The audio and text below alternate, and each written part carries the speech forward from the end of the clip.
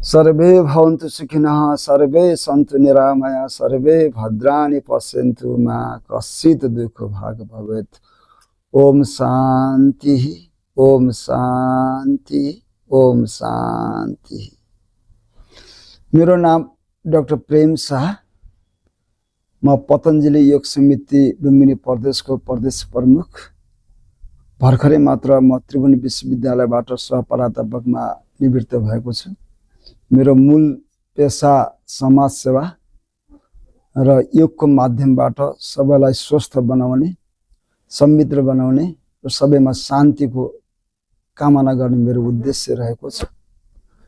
र यस ओम शान्ति ब्रह्मकुमारी विश्वविद्यालयसँग मेरो एकदमै नजिकको सम्बन्ध रहेको छ। म त स्मरण गर्न चाहन्छु, यस विश्वविद्यालयमा मलाई शिक्षा दिने, आधारभूत शिक्षा दिने उर्मिला बहिनीप्रति म हार्दिक स्मरण गर्न चाहन्छु, कृतज्ञता ज्ञापन गर्न चाहन्छु। त्यसै गरी हाम्रो मुस्कान भाइ, आनन्द भाइलाई पनि स्मरण गर्न चाहन्छु। उहाँको कारणले गर्दा म माउन्ट आबु, जो स्वर्गको अनुभूति प्राप्त गर्ने त्यो स्थानमा म जान अवसर प्राप्त भयो शिव बाबाको कृपाले गर्दा। र त्यस्तै गरी हाम्रो गीता दिदी, माधव भाइ, दिल्लीजी, उहाँहरू सबैको जुन सहकार्य समन्वयबाट म यस स्थानमा आउन सफल भएको छु। मलाई यस विद्यालयको जुन गतिविधि छ अति मनपर्छ र यस विद्यालय यो शिक्षालाई मात्रै प्राथमिकता नदिएर यसलाई आध्यात्मिक शिक्षा, नैतिक शिक्षा र मूल्यताको शिक्षालाई जुन अवसर राखेर जुन समाजमा शान्ति स्थापना गर्ने जुन प्रयास भइराखेको छ, त्यो अति सराहनीय काम भइराखेको छ। यही विश्वविद्यालयकै समन्वय भनौँ बाट अन्नामला विश्वविद्यालयबाट मैले मूल्य शिक्षा र आध्यात्मिकता विषयमा एमएससी पनि प्राप्त गर्न सफल भएको छु। मलाई यस विश्वविद्यालयले ठुलो प्रेरणा दिएको छ र यस संस्थाले जुन किसिमको अहिले समाजमा कार्य गरिराखेको छ र म धेरै साथीहरूसँग पनि परिचित चाहिँ छु र सबैको जुन अनुशासन छ, यस विद्यालयले जुन गर्न खोजेको जुन काम छ अति सराहनीय छ। यसले समाजमा राम्रो खालको प्रभाव पारेको छ। अहिले जुन यो भवन, शिवशक्ति भवन जुन उद्घाटन भएको छ भर्खरै मात्र, त्यसपछि आध्यात्मिक जागरणको लागि जुन कार्य भइराखेको छ, राष्ट्रिय सम्मेलन सम्पन्न भएको छ। यस कार्यले र समग्र दाङ जिल्ला त छँदैछ, समग्र नेपालको लागि र लुम्बिनी प्रदेशको लागि एउटा अति उदाहरणीय काम भएको छ। र एउटा सांस्कृतिक क्षेत्रमा, पर्यटनको क्षेत्रमा र आध्यात्मिक चेतना जागृत गर्ने क्षेत्रमा यस भवनले ठुलो काम गर्नेछ। र यो एउटा मूल केन्द्रबिन्दुको रूपमा रहेर यसबाट दाङ जिल्ला मात्रै नभएर विभिन्न अन्य प्रदेशमा, समग्र नेपालमा पुनः यहाँबाट फेरि विश्वमा शान्तिको सन्देश, नैतिक शिक्षाको सन्देशले पुर्याउने चाहिँ छ। र यस संस्था वास्तव मेरो आफ्नो विचारमा शरीर स्वस्थ मात्रै भएर हुँदैन र मन शान्त हुनुपर्छ। त्यसपछि आत्मिक जागरण हुनुपर्छ, आत्मिक चेतना हुनुपर्छ। त्यो प्राप्तिको लागि जुन किसिमको यहाँ सिकाइ हुन्छ त्यसमा विशेष गरेर राज्यको ध्यानको कुराहरू छ, त्यसपछि आएर सत्सङ्गका कुराहरू छन्, ज्ञान गुणका कुराहरू छन्, त्यसपछि संस्कारका कुराहरू चाहिँ छन्। त्यसले मान्छेलाई एउटा राम्रो प्रेरणा दिएको छ। हुन त म पनि भर्खरै ध्यानकै क्षेत्रमा ओम जप ध्यानमा मैले विद्यावारिधि प्राप्त गरेको छु।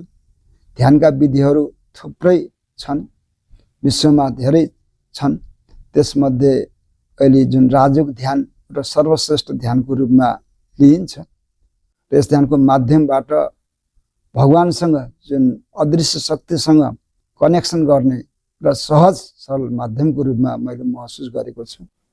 र जुन यो संस्था स्थापना जुन भएको छ यसमा शिव बाबाको महत्त्वपूर्ण योगदान छ।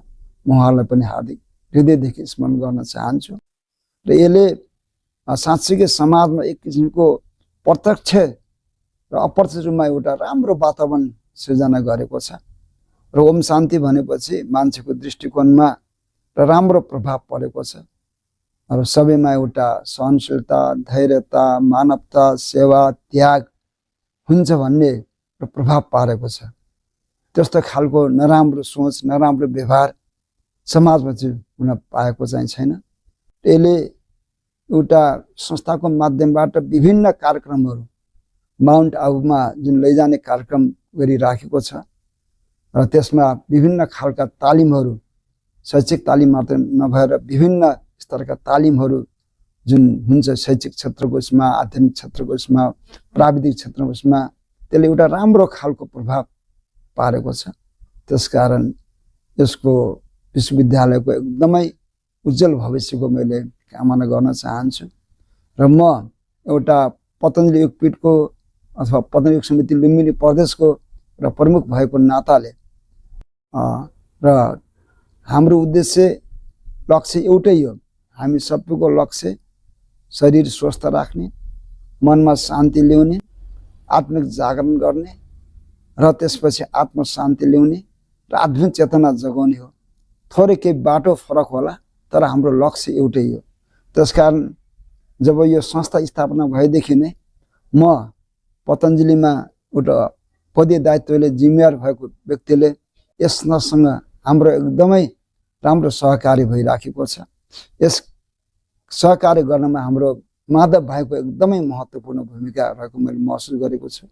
त्यसमा हाम्रो आदरणीय दिदी गीता दिदीको पनि एकदमै महत्त्वपूर्ण योगदान छ र थुप्रै भाइहरूको, बहिनीहरूको हैन सबैप्रति हेर्ने, अरू संस्थाहरूलाई पनि हेर्ने दृष्टिकोण एकदमै सकारात्मक छ। सबैलाई मिलेर काम गरौँ, विश्व बन्धुत्वको भावना सिर्जना गरौँ र विश्वमा शान्ति स्थापना गरौँ भन्ने चाहिँ उहाँहरूले हरेक समयमा आह्वान गरिराख्नुहुन्छ, बोलाइराख्नुहुन्छ। त्यो एउटा एकदमै महत्त्वपूर्ण काम अथवा महत्त्वपूर्ण व्यवहार मैले महसुस गरेको छु। ती भन्दै र पुनः अहिले भर्खरै मात्र यो आध्यात्मिक जीवनको भवन, शिवशक्ति भवन जुन उद्घाटन भएको छ, यसमा हामी सबै बधाईका पात्र चाहिँ छौँ।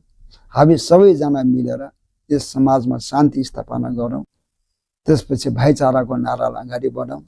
अहिले भौतिक रूपमा धेरै उन्नति प्रगति भए तापनि आध्यात्मिक रूपमा र नैतिक आचरणमा मान्छे चुकेको छ, आपसमा सद्भाव बिग्रेको चाहिँ छ। त्यसपछि नैतिक मूल्य र मान्यताहरू एकदम कम भएको छ, आपसमा द्वेष रिसरागहरू बढेको छ। यस्तो अवस्थामा, जो मानसिक अशान्ति अवस्थामा र देशको आध्यात्मिक क्षेत्रमा जुन हुनुपर्ने प्रगति नभएको अवस्थामा यस संस्थाले एउटा महत्त्वपूर्ण माध्यमको रूपमा काम गर्नेछ भन्ने विश्वास लागेको छ भन्दै आफ्नो भनाइ गर्न चाहन्छु र हाम्रो परिधिमा सहयोग गर्ने हाम्रो आदरणीय व्यक्तित्वलाई पनि हार्दिक नमन व्यक्त गर्न चाहन्छु। ओम असतोमा सद्गमय तमसोमा ज्योतिर्गमय मृत्योर्मा अमृतं गमय। ओम शान्ति, ओम शान्ति, ओम शान्ति।